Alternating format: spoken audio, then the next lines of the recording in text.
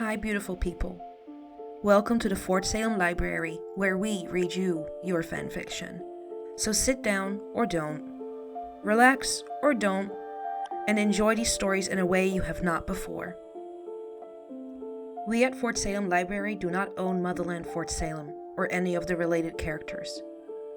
The Motherland Fort Salem series is created by Elliot Lawrence and owned by Freeform. This story is a work of fanfiction and is meant for entertainment only. We are not making any profit from these stories. All rights of the original Motherland Fort Salem story belong to Freeform.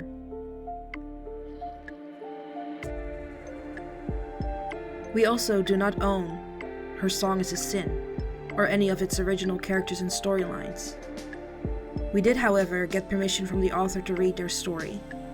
This story was created and written by Lou1, and you can find the link in our show notes. This story is being read to you by me, Britt.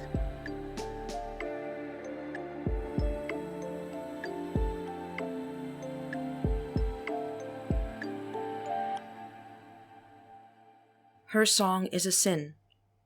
Chapter 15.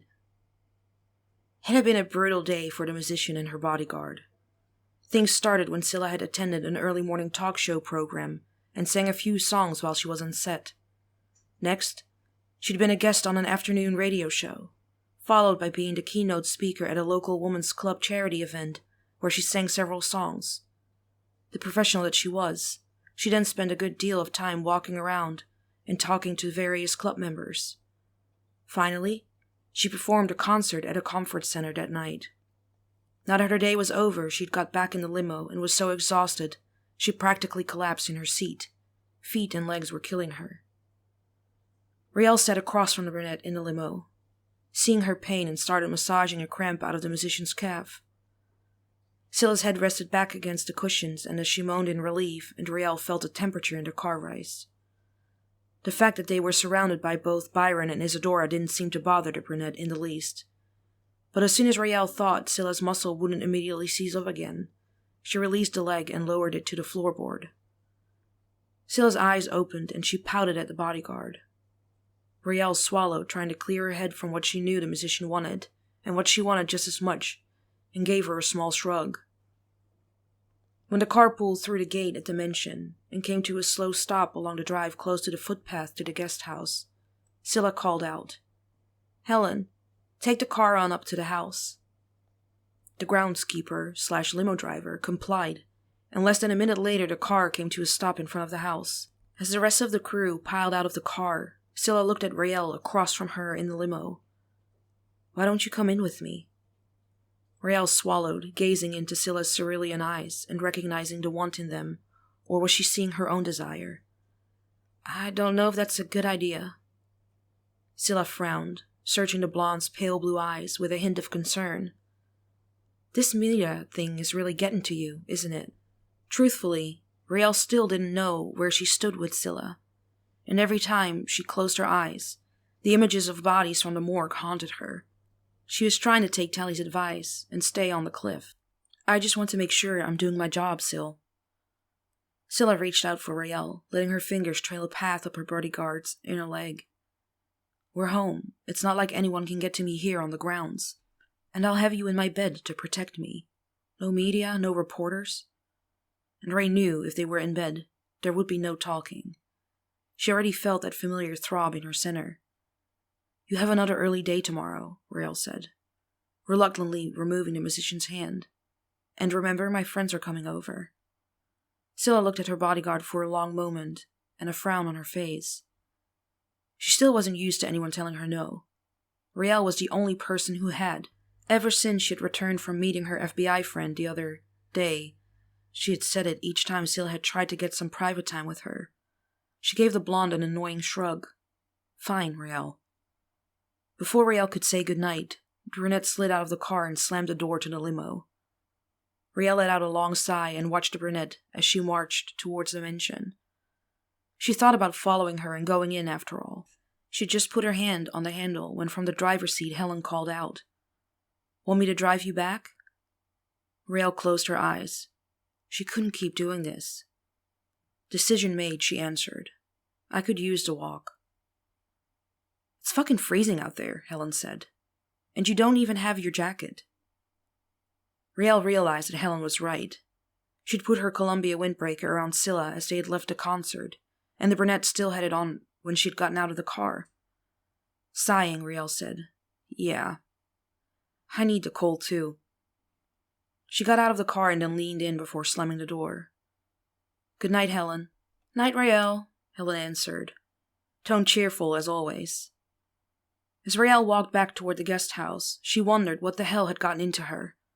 She knew she needed to accept Scylla's offer and then insist to the brunette that they sit down and have a conversation. It wasn't like she was some teenager who just brought her first vibrator. She could keep it together and keep her hands off of Scylla long enough to tell her how she felt, so why was she avoiding doing it?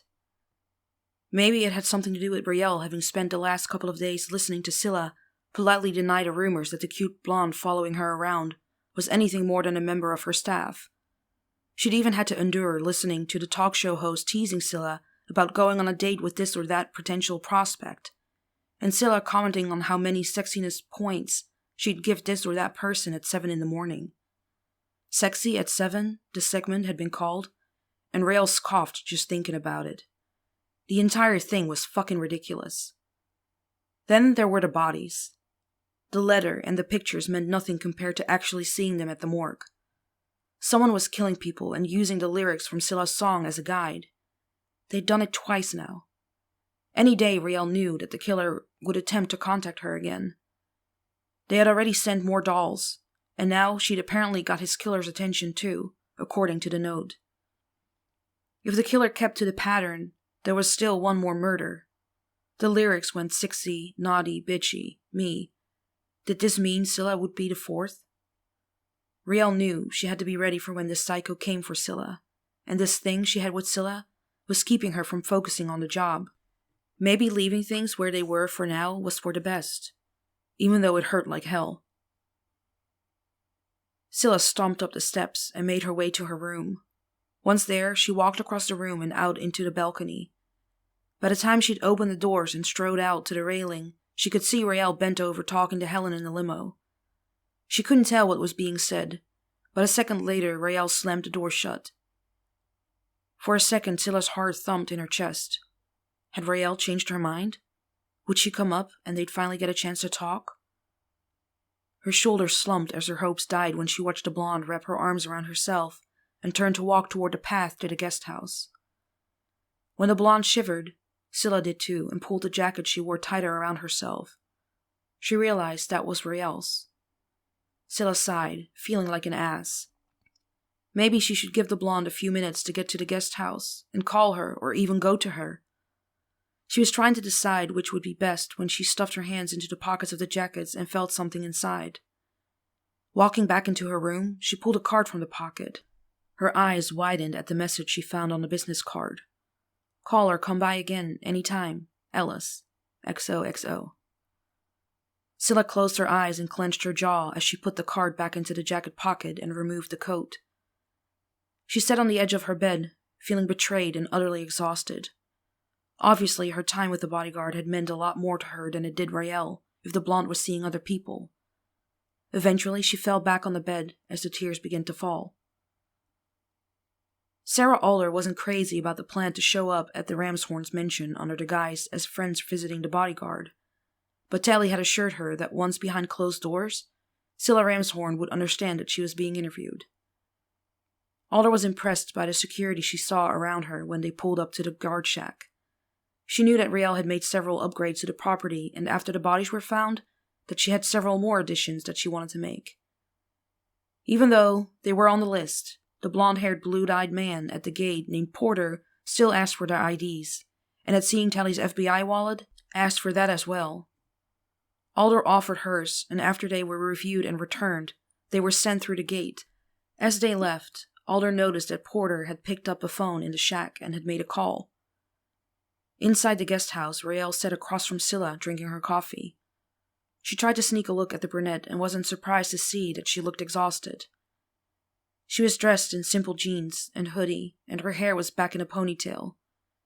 Garrett had been pushing the brunette so hard, and the one morning she could have slept in, Rael had arranged for the interview. She was sure Scylla wasn't happy about it. Rael tried to be nice and encouraging to the singer, but eventually gave up trying to talk to her. It had been a while since she'd seen the musician in such a bad mood, and she wondered if it was because she'd refused to spend the previous night in her bed, or if it was about the interview today. Even with her sweater and jeans, she shivered from the cold coming from the musician. The tension between them was thick, and Rael almost jumped out of her seat when a knock sounded on the door. She walked over and opened it, smiling, as Tally strode in and pulled Rael into a hug. From behind them, Alder frowned and met the eyes of the musician, who was also frowning at the exchange.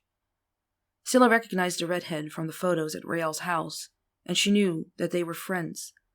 But the brunette also knew intimacy when she saw it, and she could sense that there had been something between them, even if that something had never been fully realized. Apparently, the tenured agent seemed to sense it the same as the musician. Scylla quirked a brow at the woman wearing the old-fashioned stereotypical black suit of the FBI. Her hair was pulled back tight in a French braid, and she had that same stiffness that Rael sometimes had as a byproduct of being in the military. She wouldn't be as easy as the redhead to shut down if the questions got too close to things Scylla wanted to keep to herself. After Rael and Tally let go of one another, Rael made the introductions and led them into the living area. She directed Alder and Tally to one couch while Scylla took a seat at the one across from them. She went back to the kitchen for coffee and returned a moment later with a tray. Tally and Alder busied themselves with their cups, and Scylla leaned back on the couch, studying the two women. The redhead was pretty, and the cream turtleneck sweater and blue jeans looked good on her. She was a bit too bubbly for her tastes, but she couldn't help but notice that Rael seemed very affectionate toward her. Not so much the other agent, though. "How was the drive?" Rael asked. "Oh, it was beautiful," Tally said. "All the leaves are at peak." Looking at Scylla, Tally added, "And the grounds here are beautiful, Miss Ramshorn." "Scylla," the musician corrected. "My groundskeeper, Helen, loves the fall, so she always puts out a huge display of mum and asters. She'll put out the pumpkins in a few more days." Tally's cheeks went red as she beamed at the musician and at Rael. "Well, Scylla, you have a beautiful home." Alder quirked a brow beside Tally and leaned forward, putting her coffee cup down. She'd brought in a manila envelope with her, and she set it on the table beside the tray. "Miss Ramshorn, I appreciate you agreeing to meet with us today." "Scylla," the musician repeated again. Alder smiled at the brunette, but her eyes stayed frigid. "If you don't mind, I'd prefer to keep this formal." She took out her phone and opened the recording app. "I'm sure that Rael explained to you that we need to conduct an interview to review your connection to the deaths of the two young women that were found in dumpsters. From our investigation so far, we found these are restaurants you frequent." Scylla immediately sensed a change in tone, and she shot the blonde a look. Rael had the good sense to keep quiet, and Tally took a long drink of her coffee. "Actually, Agent Alder, I've only dined at Supa's once. I didn't mention the name of the restaurants, Miss Ramshorn." Scylla coughed and rolled her eyes. "I'm not living in a bubble, Agent. I read the paper. I see the news." "Of course you do," Tally said, trying to de-escalate the tone of the room. "What was not in the paper was that the bodies had words." "My lyrics to Sexy Naughty Bitchy?" Scylla interrupted. "Rael told me." "The bodies only had one word, each carved into them." "We have only the first two words from your lyrics," Alder said. She left the "for now" out, but the implication hung in the air. Scylla felt the unspoken accusation and quirked a brow. Alder let the moment settle, studying Scylla's body language, and then continued. "I understand that you actually received a death threat with photos of the first victim." "My brother received them," Scylla corrected. "But the note was for you?" "Yes," Scylla admitted. "And you've been receiving dolls with death threats as well?" "Yes. Hence Rael's presence here," Scylla answered, the annoyance in her voice apparent. "There seems to be a connection between these deaths and yourself. Do you agree?" Alder said. Before anyone could respond, and Rael and Scylla had both opened their mouths to speak, Gareth threw the guest house door open with a bang and rushed in. "Scylla, stop! Not one more word. You don't say a damn thing to the FBI." He turned to the agents. "Any questions you have for Scylla can be directed to her attorney." He turned to Rael and scoffed. "Are you trying to fucking destroy her?" "Mr. Tally began. Garrett," the publicist corrected. Scylla looked at Rael and then at Garrett. How the fuck do you know who they are? It doesn't matter. You know better than this, Syl. Tally blushed. The guy at the guard booth. He looked at our credentials. Name? Scylla asked. I didn't get it, Tally admitted. It was Porter, Garrett said. He actually gives a damn about what happens to you. As the publicist spoke, he glared at Rael. Alder turned off the recording on her phone and tucked it back into her pocket. Beside her, Tally looked back and forth between everyone, unsure of how to react to Garrett's interruption. Alder knew exactly what she had to do, though, and began to stand. Thank you for your time, Miss Ramshorn. Scylla's brow furrowed, and she looked at Tally's partner. The challenge was there, unspoken. She could just nod, and the women would be out of the door all because Garrett had said the magic word attorney. But Scylla didn't want to do that. She wanted this over and done. Agent Alder, I didn't think that we were finished. Tally's eyes widened as Alder stopped and lowered herself back down on the couch. Rael looked at Scylla, and the brunette didn't meet her gaze. Instead, she stayed focused on the agent. I would need your consent to continue, Alder began. Am I to understand that you are agreeing to speak with me without an attorney present? No, she's not, Garrett said. Garrett, get the fuck out of here, Scylla snapped, and gestured to the door so he can see himself out with her eyes locked on the agent. The publicist looked like he'd been slapped, but he gave a curt nod and walked out of the guest house.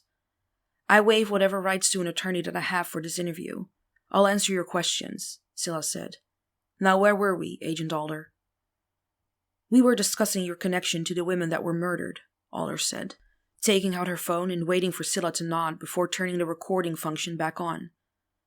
Scylla gave her consent and spoke after the phone began recording. The connection is that apparently the person doing this has become obsessed with me and my music. Obviously, they get off on it.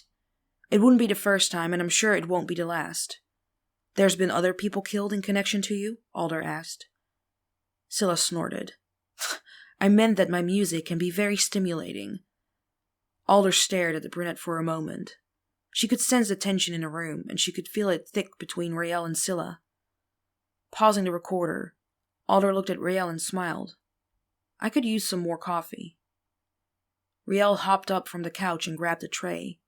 Alder then glazed at Tally, and the redhead quickly stood awkwardly mumbling something about helping and followed Ray out of the room. I think that we should continue this without an audience, Alder said, her voice low enough as to not be heard in the kitchen area. Agreed, Scylla answered. When Rael and Tally returned a few moments later with freshly brewed coffee, Scylla looked up at Rael and Tally. You know, Rael, I'm sure that your friend would enjoy getting to see more of the grounds.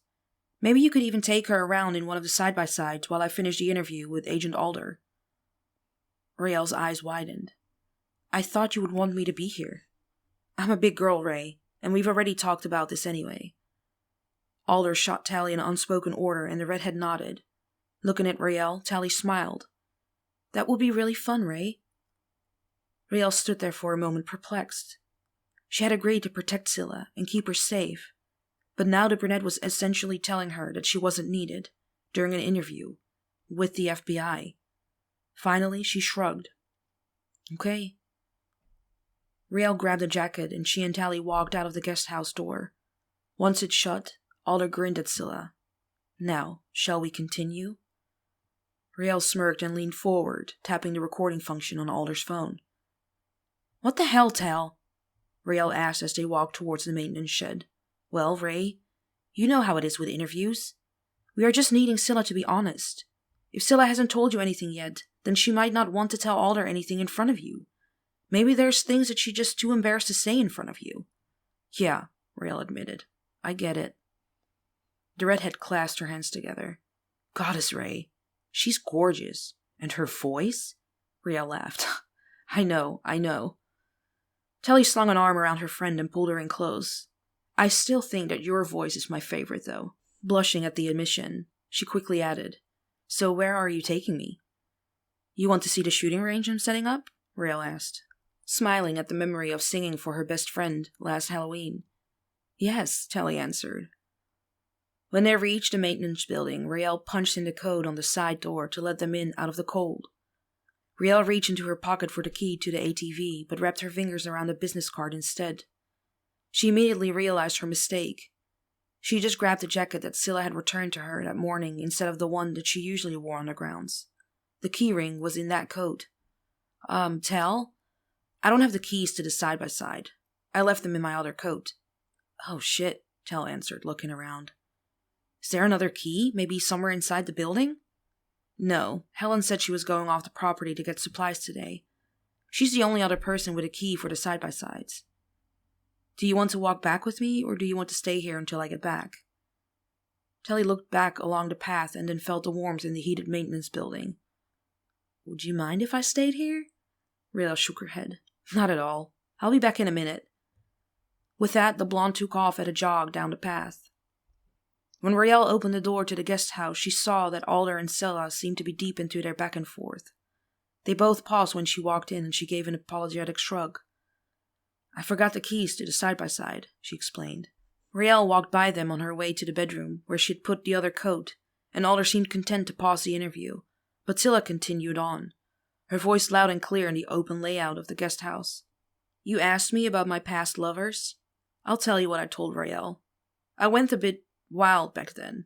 I fucked more men and women than I can count, and they meant nothing to me. Alder tilted her head, watching the brunette closely. Like a flip of a switch, there had been a change in Scylla when Riel entered the house again. It was almost as if the musician was acting out a role. Scylla continued. If it meant something to them, if they formed some sort of sick emotional connection to me, then that's their problem. I certainly don't recall giving any of them an indication that I wanted more than a good time. As Riel's footsteps sounded her return, Scylla smirked and caught the pale blue eyes of her bodyguard as she walked by them again, keys in hand. I enjoy sex, Agent Alder, and I like fucking with people. It's just entertainment to me, nothing more. Alder's eyes narrowed as she watched something change in the musician's eyes. The brunette had faltered for a microsecond, and the veteran interrogator could read the micro-expressions like a book. Love, anger, hurt, and regret all flashed across Scylla's face, and then was gone, leaving only a smirk. As the door to the guest house slammed shut, Scylla slumped back against the couch and looked at the agents. I think we're done here. Feel free to stay in the guest house until Riel gets back with her little friend. Alder shook her head at the brunette. She'd put on her show, and now Alder would put on hers. She opened the envelope and began to pull out the photographs and put them out on the table between them. I don't know what it is that you and your family is hiding, what secrets are buried in the backyard, so to speak, but this is what keeping them costs. Scylla looked down at the pictures. 2 women, both very dead. The autopsy photos were gruesome, and she thanked the gods and goddesses that she hadn't had breakfast. Still, the coffee was bitter in her stomach, and she felt the bile rise to her throat at the pictures of the wounds. Not the slashes, not the disfigurements where they had been assaulted. No, instead Scylla had to use every bit of strength she had to stay composed when the pictures of the gunshot wounds were laid on the table. I already told you, Scylla managed. I don't know anything that could help you.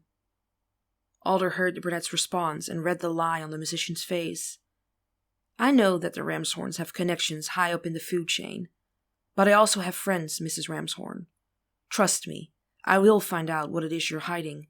I will eventually gain access to those sealed files. I just hope that's in time to prevent the next death. Alder picked up the photos and returned them to the envelope as she continued. And I would have hoped that even if you didn't have emotional attachment to those you've spent time with, you would not want to put the risk of those under your employment in danger. Miss Collar is very good at her job, and if she signed up to take a bullet for you... Alder paused, picking up the photo of the second victim's kill shot last. The gunshot wound to the temple was enlarged, and she made sure that Scylla got a good look at it. Well, Alder shrugged. She will do her job. She put the photo in the envelope. I'll wait here for Agent Craven. Scylla's jaw clenched, and then she forced herself to smile at the older women. Agent Craven, she repeated. Don't you mean Tally? Riel mentioned that she was your partner. I thought it awfully strange for an agent in charge to have a partner, but of course, now that I've seen you together, I understand that she meant you are lovers. That must be awkward for you, being her superior. Scylla stood and smiled down at the agent. I would imagine you're too busy juggling not getting caught to have time to go hunting up things buried long ago. Riel was shaking by the time she returned to the shed, and the look on her face told Tally that something very disturbing had just happened to her friend.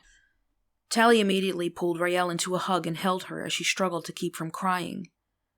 After a moment, Riel pulled away and tried to smile.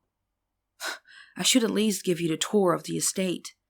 Ray, you don't have to do that, Tally said. Riel shook her head and hopped into side-by-side.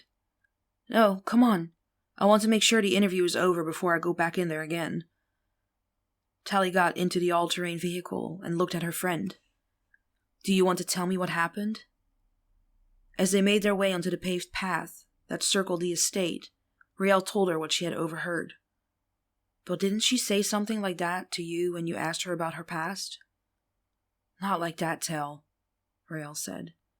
She made it sound like she went wild for a bit when her parents died, but that she had her regrets.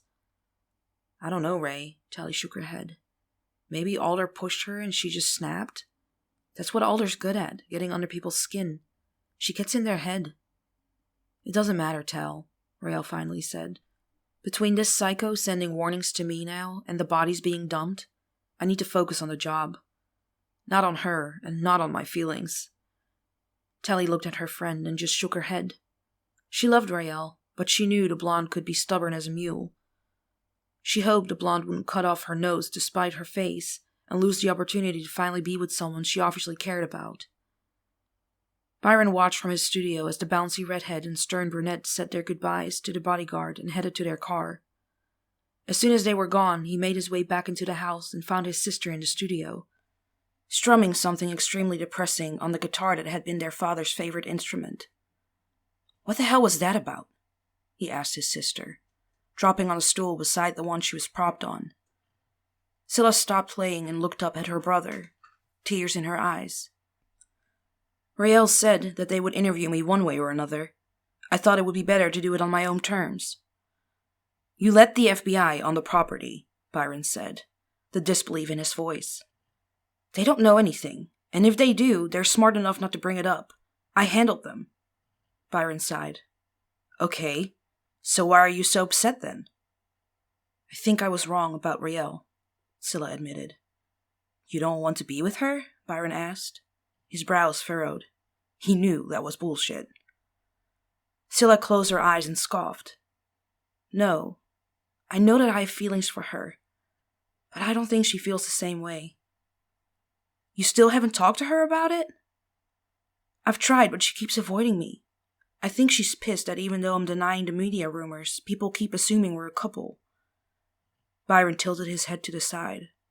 Or she's upset that you're denying the rumors because she wants to be your girlfriend. Then why is she seeing other people by? What? Byron asked, looking at his sister as if she'd lost her mind. Scylla swallowed. You know her jacket that she gave me last night? Yeah. I found a business card in there from some doctor. It said something about that she should call and come over again. It had hugs and kisses on it. Huh, Byron said. So you're throwing in the towel because some girl must have hit on her? But the card said... Byron shook his head. Look, it doesn't matter.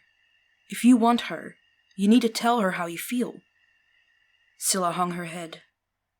I don't think she'll believe me if I tell her I have feelings for her now anyway. Why? The musician looked up at Byron and he frowned. Scylla, what did you do? He'd seen his sister do some incredibly stupid and reckless things over the years, and he could only imagine what she'd do if she was hurt. I was upset about finding the card. Jealous, pissed, or whatever. I deliberately said some shit about sex just being sex in the interview when she walked by the room. Byron closed his eyes and groaned. Oh, sis. He shook his head and looked over at his sister, his face serious. You still have to try. You'll never forgive yourself if you don't. Hours later, Riel sat beside Helen at the table in the back of the maintenance shed, reviewing the diagrams and maps of the estate. She was looking for the best place to add additional cameras, and she was seriously considering putting up game cameras near the clearing where Helen said she'd allegedly seen the bear. Instead, she found herself replaying over and over again in her head all that had happened with Scylla and what she had overheard in the interview. "So I guess you're an official card-carrying member of the FBS club now?" Helen smirked. "The what?" Raelle asked, her mind still on the musician and the interview. "You and Scylla," Helen answered. Irritation in her tone, Raelle looked up from the diagram of the camera systems. They were supposed to be going over the couple of extra security measures she wanted to put in place, but it was obvious work wasn't what was on the groundkeeper's mind either. "What are you talking about, Helen?" "The Fucked by Scylla Club, Raelle," Helen responded. "What?" Raelle asked, her voice ice. "Oh, come on, you didn't know? Scylla's fucked pretty much everyone here except for her brother." "You had sex with Scylla?" "Oh, yeah. She can do a lot more with her mouth than just sing. But I'm sure you know that after your little overnight trip and all that private time the two of you have been spending together." Raelle looked at the groundskeeper. Despite what she'd overheard Scylla tell Alder, a part of her wanted to believe that she'd over-exaggerated. She frowned when she saw the truth in Helen's eyes. "Porter?" she asked, thinking about what he had said about Scylla in the limo that day and ignoring the part of her brain that said, "You don't want to know." "Hell yeah, gave him quite the ride from what I saw." "You saw?"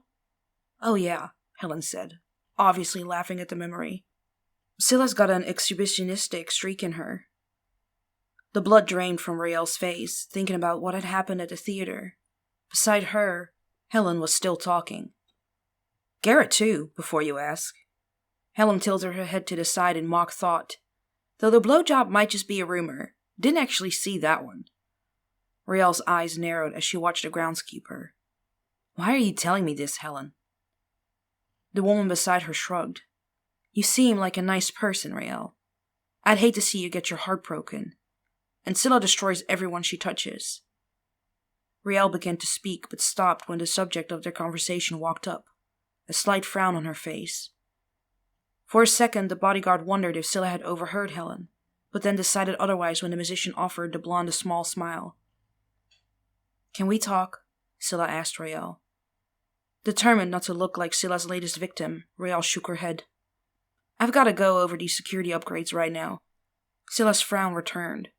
Her eyes filled with equal measures of anger and something else that Raelle couldn't quite read. It almost looked like regret. "Later tonight, then?" "If I have time," Raelle answered. "Right," Scylla said and walked back in the direction of the main house. "Yeah. Once she's got her claws in you, you're just a plaything to her," Helen said with a smirk after the brunette had walked out of earshot. "She expects you at her beck and call until she's done with you." Raelle recalled Beth referring to her as an upgrade from Porter, and she studied the brunette who didn't seem to know shit about taking care of flowers, but had been in Scylla's employ practically her entire life. Things began to click into place, and she didn't like what it meant. Scylla's comments to Alder only confirmed them. She'd been fucked in more ways than one. Raelle abruptly stood from her table they were working at and turned to leave. She paused and looked down at Helen, trying to make it seem as if she didn't care. "And how long has she been done with you?" The bodyguard didn't wait for an answer, decided she couldn't stand to hear it, and instead made her way back to the guest house. Raelle was more than halfway through the bottle of Jack Daniel's honey when the knock sounded on the front door. Dropping her head back on the couch cushion, she yelled as loud as she could manage, "Go away!" The knock came, and this time when she didn't answer, she heard the key turn in the lock. Raelle thought of getting up, but she knew who it was. Of course, the owner of the property had a set of keys. Scylla walked around the couch and looked down at the blonde. "Do you want to tell me what the hell is going on, Ray?" "I'm taking the night off," Raelle said, shrugging as she poured herself another generous glass of whiskey. Scylla took a deep breath and let it out. "You've avoided me ever since you got back from the FBI office, and after the interview you've been outright ignoring me. I am doing the job I was hired to do," Raelle answered, her voice flat, her eyes focused on her glass. "And what is that?" Scylla asked. "Be your bodyguard." "Okay, and what about all that's happened between us?" Scylla asked. "It was a mistake," Raelle said. "I didn't think we were a mistake," Scylla answered. "You hired me to be your bodyguard," Raelle repeated. Not your entertainment. Entertainment? Scylla asked, her voice raising again. What the hell are you talking about? But of course she knew. She'd said the words herself. She hadn't been talking about Rael, but of course the blonde thought that she had. Rael thought about the things that Helen had told her and the things that Scylla had said and just shrugged. I'm your bodyguard, not your fuck buddy, not your distraction. I can't get mixed up on the job I'm here to do. And what's that? Treating me like shit? No, but I can't protect you like this. I got involved with my client and that was a mistake. How am I supposed to keep you safe when I'm fucking me? Is that what you think that has been happening between us? Rael shrugged again, not answering. Ray, that's not what... Well, you can deal with it or you can fire me, Rael said, her icy eyes finally meeting Scylla's gaze. But I can't be with you? Scylla asked, the words coming out a lot more desperate than the brunette wanted them to sound. No, Rael said, her cold eyes devoid of emotion. Scylla shook her head. Inside she was a torrent of emotions. She'd been angry earlier during the interview. She'd seen the card in Rael's jacket and she'd made assumptions.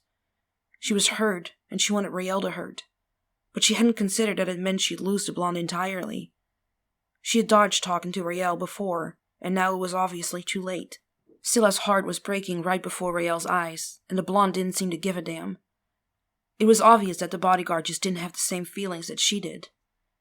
Finally, the musician managed to nod and walk out of the guest house, slamming the door behind her. Rael jumped at the sound. Her face scrunched as she bit at her lip, and a single tear ran down her face. Scylla walked up to the maintenance building and mounted the steps to the apartment above. It had been a long while since she'd been here. Years, in fact. She rapped on the door, a pattern they both knew. There was shuffling coming from inside the apartment. The door opened to reveal Helen standing there. Helen looked at Scylla with her customary smirk, and Scylla vaguely remembered a time when she was still innocent and naive, and that smirk had made her heart race. Now, Scylla gave the groundskeeper a hard look and walked past her into the apartment. Helen shut the door and turned to face the musician, a cocky grin still on her face. Hello, Scylla. It's been a while. Not long enough, Scylla muttered. Helen shrugged. Well, you're here now, so what do you need? Scylla closed her eyes and then opened them. A black bear, Helen? The brunette scoffed. That's the best you could come up with? Well, I never would have thought in a million years you'd give some ex-military policeman permission to put a shooting range on the property. All you did was rouse her interest, and then I had to go and shut it down. And did you? Helen asked as she moved into Scylla's personal space. Shut down the FBI's interest? Yeah. A little too well, Scylla said, fighting back her tears. You won't have to worry about the FBI finding your little garden. You know that's not what I'm worried about them finding. It's fine, Helen. There's nothing there, Scylla answered. And there wasn't anything there, she realized. Not with Rael. Not anymore. Scylla swallowed, trying to regain her composure, but failed miserably as she felt the first of the tears she'd been holding back since leaving the guest house roll down her face. Helen studied the brunette she had known most of her life. They'd shared a lot of firsts together, and Helen had seen Scylla at the top of her game, and at rock bottom. It looked like the musician was getting ready to take a nosedive. She would be there to catch her just as she always had been. The taller woman stepped forward and put her arms around the musician. She felt the brunette tense and then relaxed in her arms with a sigh. What the hell was she doing? Scylla wondered even as she felt the other woman pulling her closer. The scent of Helen's cologne invaded her senses, and she felt her heart begin to race the way it had a very long time ago. Why was she here again? In this place? In this woman's arms? Scylla pulled away and looked up at Helen, recognizing the look in her eyes. What am I doing here, Helen? What do you want, Scylla? Scylla studied Helen for several seconds, and then, with a shuddering sigh, walked over to the groundskeeper's couch and sat down. Helen waited for her answer.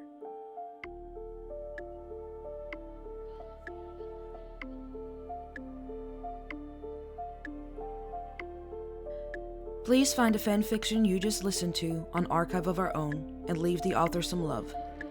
Without them, this wouldn't be possible. and we want to thank them from the bottoms of our hearts for creating these amazing stories and keeping the show alive.